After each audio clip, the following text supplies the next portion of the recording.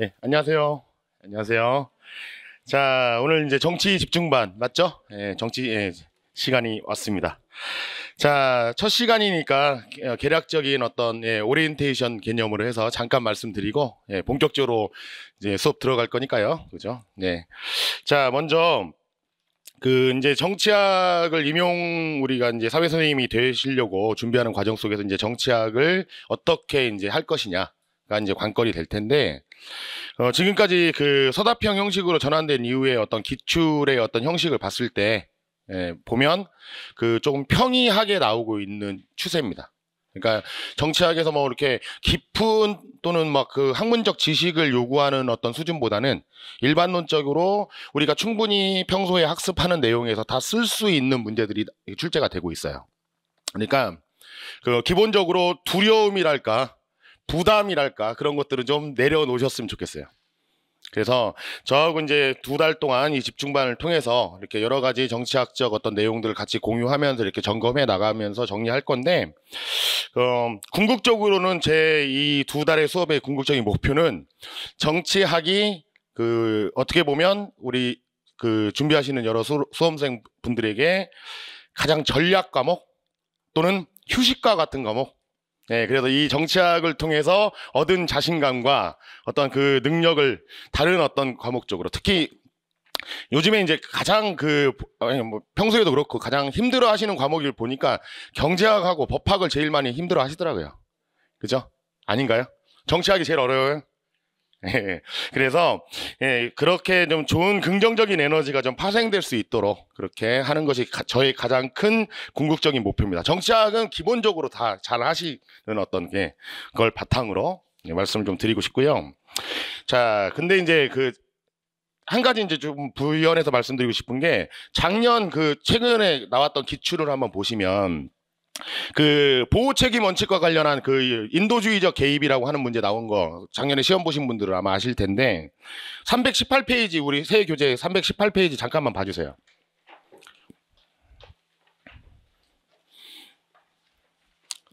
그 318페이지를 보시면 지금 이렇게 뭐 긴 문장으로 6번 문제 보이시죠? 자, 보시면 지금 그 작성 방법에서 가로 안에 기역, 니은에 해당하는 용어를 순서대로 쓸 것 이렇게 나와 있고 그 다음에 밑줄 친 디귿 상임이사국과 비상임이사국이 가진 실질 사안의 표결에 관한 권한의 공통점과 차이점을 서술할 것 이렇게 해서 문제 지금 그 2가지를 작성해야 되고 배점이 4점이거든요.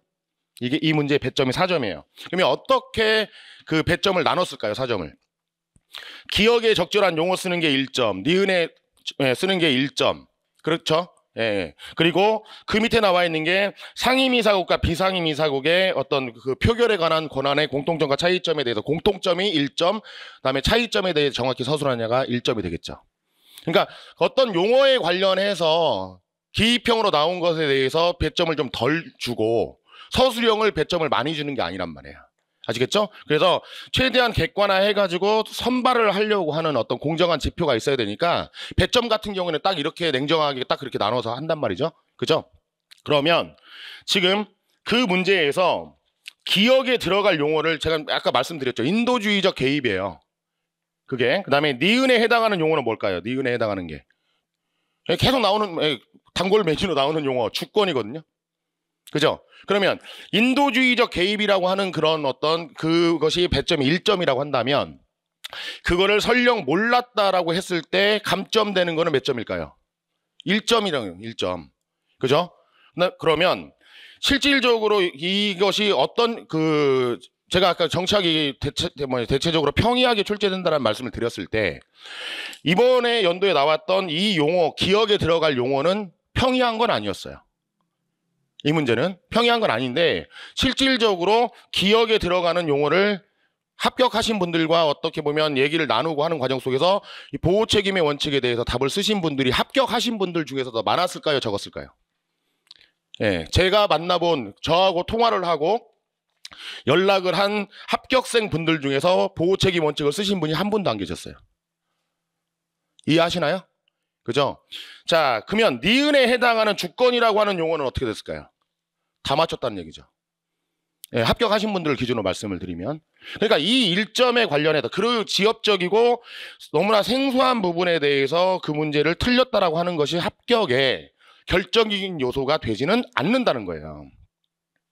무슨 말씀인지 아시겠죠? 근데 니은을 틀렸다. 니은을 틀렸다라고 하는 거는 큰 문제가 있는 거죠. 어떻게 보면. 이해되시나요? 자, 그 다음에 한 번만 더 말씀드릴게요. 136페이지를 한번 가보시죠. 136페이지. 우리 교재에서 자, 136페이지를 보시면 이것도 마찬가지로 자, 이번 기출인데 고대 그리스 아테네에서는 두 번째 줄 무슨 민주주의 했다? 직접 민주주의를 했다 이거예요. 우리 이제 정치학 아무런 배경 지식이 없다라고 할지라도 한번 보자고요. 자, 그러면 자, 네 번째 줄인가요? 세 번째 줄. 이러한 한계를 극복하기 위해서 대표성의 개념이 도입되어 무엇으로 변화하였다? 대표를 뽑아서 한다는 얘기잖아요. 근데 그 이전에 직접 민주주의의 힌트를 줬어요. 제시문에서. 그러면 기억에 들어갈 용어는 뭐겠어요? 간접 민주주의가 되겠죠. 그죠? 자, 그 다음에 네 번째 줄. 절대군주의 자의적인 법 집행을 막기 위해서 국가 권력이 법에 따라 행사됐다라고 하는 무엇이 확립되었다? 그러면 국가 권력이 법을 준수해서 법의 규정대로 행사되어야 한다. 무슨 원칙이에요 이게? 뭐예요 이게? 법치주의죠. 그죠? 이거는 평소에 충분히 하는 개념이고 너무 쉬운 거죠. 그러면 여기가 기억도 1점이고 니은도 1점이라고 했을 때 아시겠죠? 그러면 기억과 니은을 오답을 쓰신 분들은 합격의 가능성이 높아져요, 낮아져요? 오답 쓴다면 낮아질 수밖에 없는 거예요. 이거는 다 맞춰야 되는 부분이란 말이죠. 이해되시나요? 그래서 제가 강조해드리고 싶은 바는 뭐냐면 정치학이 이번 연도에 또 어떻게 출제될지는 모르겠어요. 솔직히 말하면 신이 아닌 이상 그죠? 어떻게 할지는 모르겠지만 지금까지 경향을 봤을 때는 평이하게 우리가 배우는 교과 내용들 그리고 저하고 이 수업 시간에 다루는 내용들에서 거의 다 나올 거예요. 하지만 보호책임 원칙과 같이 돌발적인 주제도 나올 수 있는데 그런 부분은 여러분들만 생소하고 어렵다라고 느끼는 게 아니라 본인만 느끼는 게 아니라 그 시험에 응시한 모든 분들이 어렵게 느끼는 부분이에요. 그거는. 그러니까 그거는 틀려도 괜찮아요. 그걸 맞춘 분들이 합격을 하고 못 맞춘 분들이 불합격하는 시험이 아니라는 거예요. 아시겠죠? 중요한 거는 간접민주주의, 법치주의, 주권 그렇게 쓸 수 있는 것을 좀 더 정확하게 많이 맞춰놓냐 덜 맞췄느냐가 당락을 결정한다. 아시겠죠? 그렇게 생각하시고 그래서 지금의 하는 기본적인 과정들 거기에 충실하시면서 복습하시면서 그렇게 계속 학습이 이루어지시면 정말 좋겠어요. 아시겠죠? 그래서 보호책임 원칙에 관련해서도 제가 이제 그걸 어떤 개론서적 근거가 있을까? 물론 이제 여러 가지 뭐 네이버에 치면 다 나오는 거고 뭐 하지만 그래서 이제 어떤 게 있을까 이렇게 봤는데, 그러니까 제가 갖고 있는 강론서에 그 존 베일리스의 세계정치론이란 책 막 이따만한 두꺼운 거 있거든요. 거기 보니까 나와 있어요. 그죠? 근데 그런 것까지 어떻게 다 읽어가면서 학습을 하시냐 이거예요. 정치학만 하는 것도 아니고 우리에게 관건이 되는 경제학도 해야 되고 법학도 해야 되고 사회학도 해야 되고 그다음에 정치학도 해야 되고 또 교과 교육론도 해야 되고 또 교육학까지 해야 되는데 그죠? 그러니까 현실적으로 그런 것까지 모든 걸 커버하는 건 불가능합니다. 아시겠죠? 그래서 최대한 그런 부분까지 건드려 드리는 게 저의 임무라고 생각을 하고, 그리고 이제 제가 갖고 있는 저는 그 5종 교과서 그다음에 5종의 지도서를 다 갖고 있거든요, 제가. 그래서 한번 찾아봤어요. 그랬더니 금성교과서인가 교사용 지도서의 구석탱이에 보호책임 원칙이 나와 있어요. 열받더라고요, 그죠? 왜 이런 걸 빨리빨리 그렇게 세밀하게 내가 못 봤을까? 막 저 스스로를 막 자책하면서. 그래서 이번에 이제 교재를 개편하고 할 때 과감하게 기출문제 중에서 조금 뭐랄까 옛날 거랄까 좀 이렇게 하는 것들은 과감히 좀 이번에는 뺐고요. 작년 책을 기준으로 말씀을 드리면, 그리고 꼭 풀어봐야 되는 기출문제 중심으로 엄선을 해갖고 이 교재에 일단은 실었고요. 그 다음에 교과서하고 지도서를 제가 다 빚어서 5종을 다 봤어요, 이제.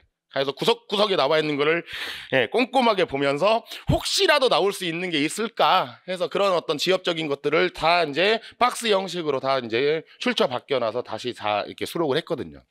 그래서 전체 페이지 수를 봤을 때 기출 문제가 많이 빠지다 보니까 페이지 수는 많이 줄었더라고요. 보니까 작년을 기준으로 해서 한 50페이지가 줄었는데 이 출판사 쪽에서 편집을 할 때 작년에 비해서 간격을 좀 당겨서 예, 그렇게 한 것도 좀 있고, 그다음에 이제 새로 그 기출 문제가 많이 줄다 보니까 내용 전체의 분량은 많이 줄었는데, 그다음에 기본적인 어떤 그렇게 제가 아까 그 교과서나 지도서를 검토해서 이제 새롭게 첨가되는 내용을 봤을 때는 예, 그렇게 그런 내용들이 내용적으로는 또 많이 보강이 됐어요.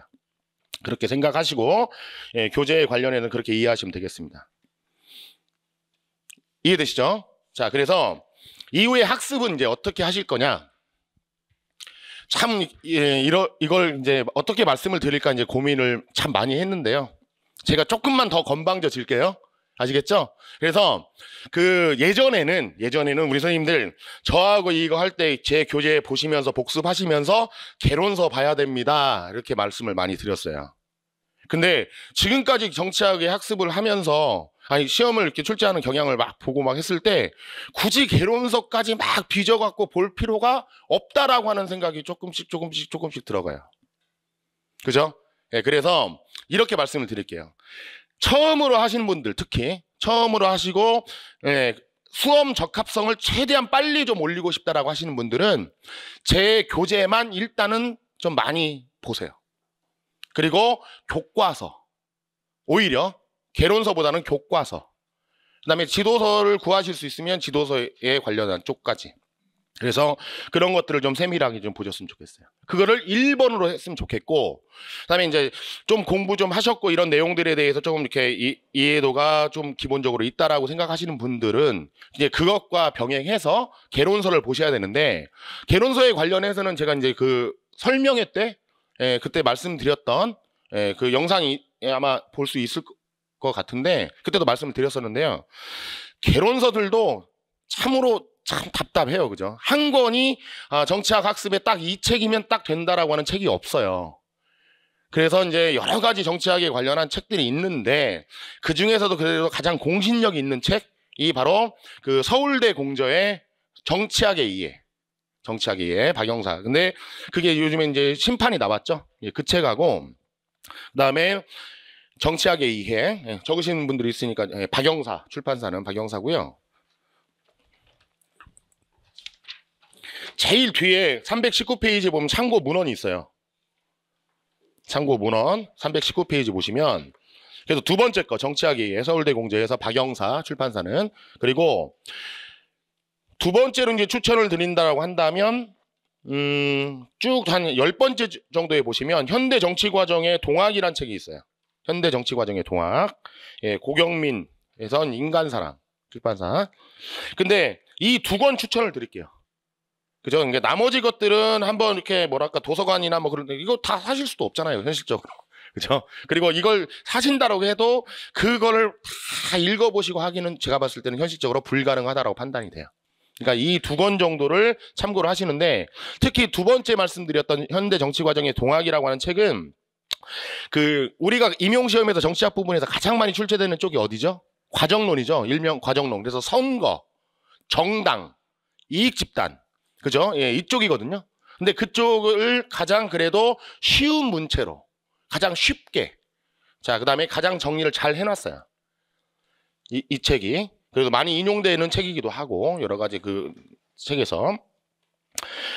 자, 이 두 권 정도 추천을 드리고, 특히 첫 번째 나와 있는 서울대 정치학의 이해라고 하는 책은 처음에는 예, 지금 처음 시작하시는 분들은 아마 구입하시고 보관용으로 많이 활용을 하실 건데, 예, 이 책이 진짜 그 뭐랄까요, 어렵습니다 이게.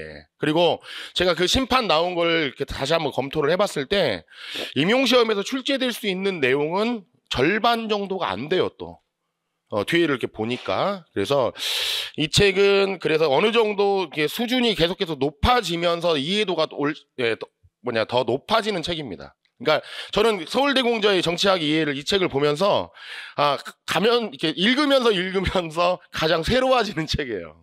이런 책 처음 봤어요. 그죠? 예, 그다음에 특히 막 정치 사상 쪽 막 이렇게 보면 예, 너무 현학적인 문체들도 많고 그래서 어떻게 보면 정치학 학습의 궁극적인 목적은 서울대 공제 정치학의 이해를 이해하는 것이다. 그죠? 예, 그런 생각이 들 정도로의 책인데 그래서 부담 느끼지 마시라고요. 아시겠죠? 그래서 저하고 하는 어떤 학습의 범위랄까 어떤 세부적인 어떤 그 챕터 그런 과정이 끝나면 그 책을 통해서 한번 개론서에서는 이런 것들을 어떻게 언급하고 있는지 아시겠죠? 예, 그렇게 활용하는 책으로 예, 그렇게 참고하시면 좋을 것 같아요. 그다음에 서울대 공제의 정치학 이해는 1장이 민주주의 파트부터 들어가거든요. 민주주의는 그러니까 저하고 수업하는 과정 속에서는 민주주의가 한 5단원 정도 되거든요. 그러니까 한참 좀 지난 다음에 하는 거니까 처음에 오히려 이제 정치 사상이랄까 그런 것들은 서울대 공제 책에도 있으니까요. 그러니까 그 진도에 맞춰서 제가 진행하는 어떤 학습의 진도에 맞춰 가지고 보조하는 책으로 이렇게 활용을 하시고 절대 통독하시면 안 돼요. 그러니까 1페이지부터 나 서울대 공제 한번 정복해 봐야겠다. 의미 없습니다. 아시겠죠? 발췌독 하세요. 발췌독. 해당 부분만. 아시겠죠? 그다음에 목차 색인 같은 거 확인하시면서 그런 어떤 키워드 있잖아요. 예, 그런 용어들을 정확하게 기억하시는 어떤 훈련들을 할 수 있는 책이다. 이렇게 생각하시면 되겠습니다. 그다음에 나머지 책들은 다 참고하시면 좋겠고요. 그다음에 마지막에 그 319페이지 지금 참고 문헌 보고 있는데 거기 마지막에 정치화법 해가지고 5개 출판사에서 나온 것들을 제가 다 말씀을 드려서 예, 수록이 돼 있죠. 그래서 어떤 교과서에 관련해서는 예, 그런 책들 참고하셔가지고 예, 이렇게 활용하시기 바랍니다. 자, 그다음에 두 번째로 그러면 이런 출제 경향을 가지고 있고 그다음에 이렇게 이제 학습에 관한 대략적인 어떤 아웃라인을 말씀을 드렸는데 이제 염두에 두실 것이 있어요. 이제 학습의 구체적인 어떻게 보면 요령이랄까 이제 그런 측면인데 그 객관식 시험과 서답형 시험을 크게 비교를 한다면 객관식 시험이 시험 준비할 때 쉬울 것 같아요? 어려울 것 같아요? 서답형 시험에 비해서. 객관식 시험이 제가 봤을 때 더 어려워요. 그러니까 무슨 말씀이냐면 객관식 시험 같은 경우에는 직접 내가 써야 하는 어떤 부담은 없죠. 왜? 번호 중에서 고르면 되니까. 그러니까 운 좋으면 맞출 수도 있는 거잖아요. 근데 사람의 입장에서는 모든 걸 적어내야 되고 공란을 메꿔야 하는 거에 대한 어떤 현실적인 부담감이 있어서 그렇지 실질적으로 봤을 때는 객관식 시험이 훨씬 더 힘든 시험이에요. 왜냐하면 그런 어떤 문장 자체가요. 문장 자체가 하나가 그 뭐랄까 어감이라고 할까요? 그 조사의 어떤 내용이랄까 예, 맞다 틀리다를 다 진위 여부를 판단해야 됩니다. 그게. 그러니까 그런 것들까지 정확하게 길러내기 위해서는 객관식 시험이 되고 하면 그 개론서랄까 또는 제 책을 보면서도 끊임없이 의심을 하시면서 읽어야 돼요. 이 문장을 어떻게 바꿔서 얘기할 수 있을까? 그러니까 학습적인 부담이 훨씬 더 많다는 얘기죠. 그리고 객관식 시험이 됐을 때는 훨씬 더 문항수가 많아져 버립니다. 그래서 예전에 우리가 이제 임용시험 객관식으로 했을 때 정치학에서 나오는 문제가 7문제에서 8문제까지 나왔어요. 한 문제당 2점씩밖에 안 되니까. 이해하시겠죠? 그러니까 학습적인 부담이 오히려 엄청나게 꼼꼼히 준비해야 되는 그런 부담들이 많이 생기고 많이 읽어야 되고 많이 생각해야 돼요. 그런데 서답형 시험으로 전환되면서 일단 문항수가 많이 줄었어요. 그죠? 예, 그리고 서답형이라고 했을 때 자기 주장을 쓰고 해결 방안에 대해서 자기의 생각을 논하는 시험이 아니라는 거잖아요.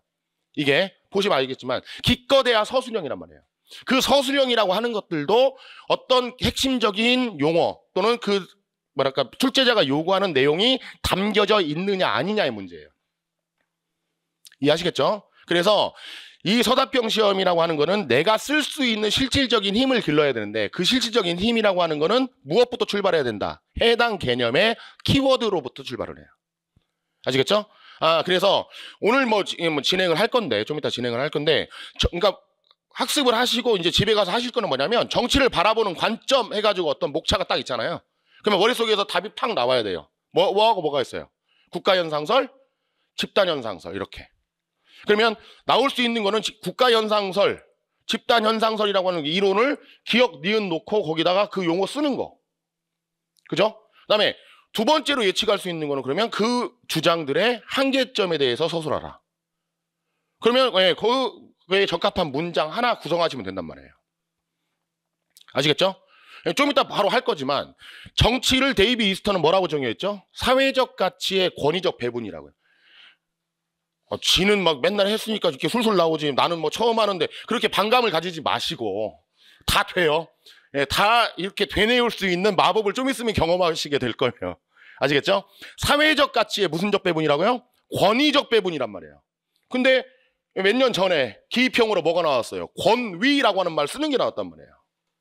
권위라고 하는 두 단어, 두 글자, 두 단어가 아니죠. 두 글자 쓰는 게 나왔단 말이에요.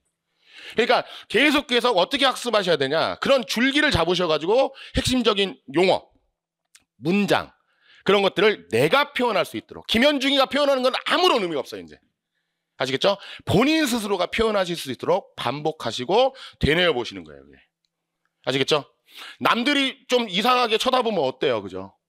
예, 지하철에 이렇게 오시면서 또 가시면서 버스에서 그죠? 사회적 가치의 권위적 배분 혼잣말 하면 좀 어때요? 남들이 좀 이상하게 시선을 쳐다보면 어때요, 그죠? 네, 부끄럽게 생각하지 마시고 그런 식으로 내가 표현할 수 있고 말할 수 있다라고 하는 거는 적어낼 수 있다는 거잖아요, 그죠? 그래서 그런 핵심적인 용어들을 기억하고 표현할 수 있으면 서술형도 두렵잖아요. 왜? 키워드의 연속이니까. 키워드를 종합하는 거니까. 서술형은. 아시겠죠? 문장력 테스트 시험 아닙니다. 자기 주장의 설득력을 어필하는 시험이 아니에요. 출제자가 요구하는 사항을 적어내느냐. 그런 것들을 구체적으로 정확하게 표현할 수 있느냐 아니냐를 테스트하는 시험이다. 그러니까 훨씬 더 그런 부분에서 학습에 대한 부담은 줄어든 시험이다 라고 하는 것을 다시 한번 말씀드리고 싶습니다.